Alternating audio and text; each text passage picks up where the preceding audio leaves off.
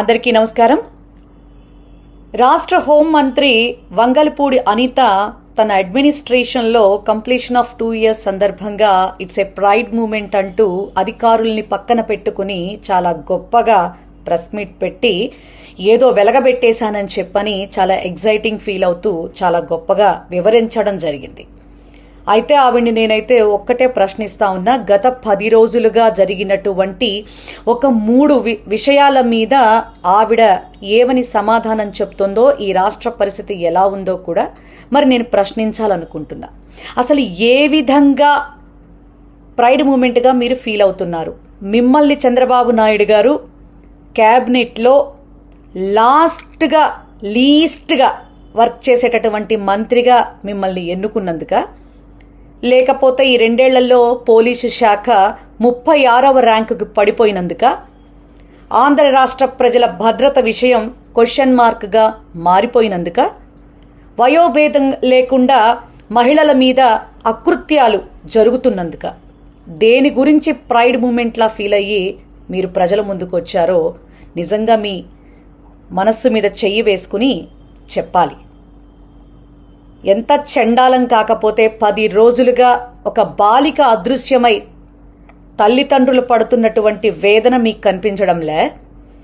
విజయవాడలో కాపు యువకుడు, కృష్ణలంక పరిసర ప్రాంతాల్లో నివసించేటటువంటి వ్యక్తి, ఆ వ్యక్తి లాకప్ డెత్ అయితే తల్లి పడుతున్నటువంటి వేదన రోదన మీకు కనిపించట్లా.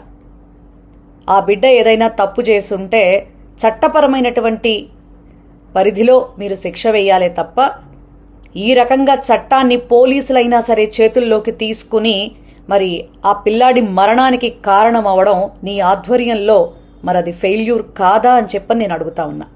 అంతకు మించి నిజంగా రూల్స్ అనేవి మాత్రం ఈ రాష్ట్ర ప్రజలకిను అలాగే వైఎస్ఆర్ కాంగ్రెస్ పార్టీ వాళ్ళకి తప్ప నీ పార్టీ నేతలకి, నీ కూటమి నేతలకి మాత్రం ఉండవని మరోసారి నిరూపించారు. ఎందుకంటే చింతమనేని ప్రభాకర్ గారు మీ సొంత పార్టీకి సంబంధించినటువంటి వ్యక్తి మీదే తాగి తందనాలాడి రోడ్డెక్కి చిందులేస్తే మరి అది లా అండ్ ఆర్డర్ ప్రాబ్లం కాదా?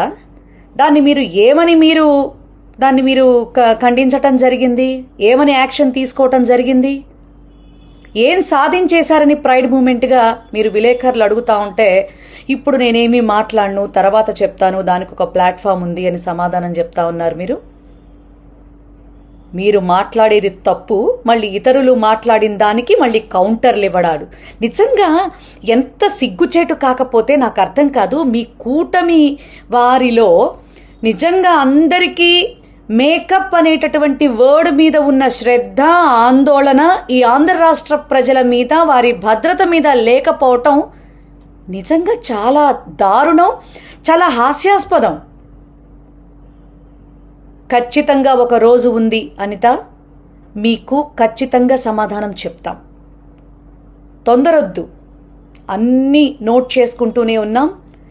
మీలాగా రెడ్ బుక్ అయితే కాదండోయ్, ప్రజలకి మంచి చేసే డిజిటల్ బుక్గా దాన్ని అమలు చేసి చూపించడానికి మా నాయకుడు సిద్ధంగా ఉన్నాడు, మేము సిద్ధంగా ఉన్నాం. రాబోయే రోజుల్లో మీ అరాచకాలకి ఎలా చరమగీతం కూడా పాడతామో చూద్దాం.